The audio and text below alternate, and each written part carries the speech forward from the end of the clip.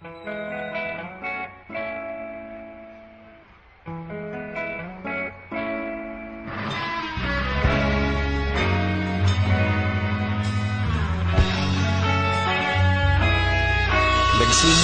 ang lahat sa eskwela, nagsama-samang 12 sa kalokohan at sa tuksuhan, hindi maawat sa isa't isa. Madalas ang standby sa cafeteria, isang barkada na kay saya. Laging may hawak-hawak na gitara, konting udyok lamang kakanta na.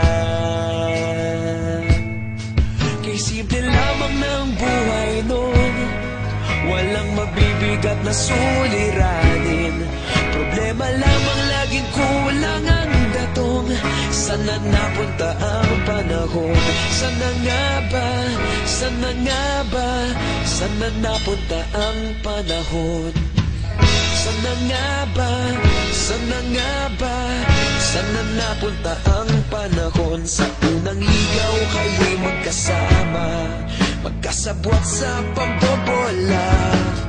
Walang sikreto kayong tinatago, okay sarap ng samahang barkada. Nagkawatakan na sa kolehiyo, kanya-kanya na ang nilakaran. Kahit minsan na lang kung magkita, pagkakaibigay hindi nawala.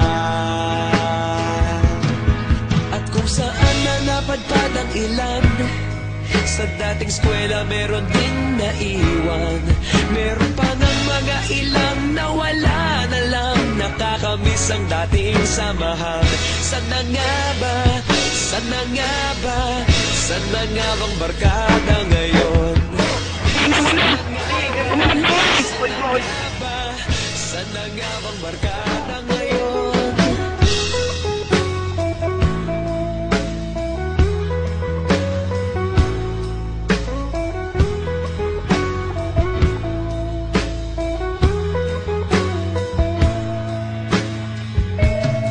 Ilang taon din ang nakalipas, wala pa sa aming tatay na nagsusumikap upang yumaman at guminhawang kinabukasan.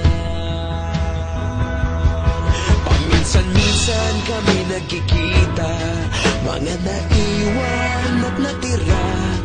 At gaya nung araw namin sa eskwela, pag magkasama'y nagwawala. Napakahirap malimutan ang saya ng aming samahan.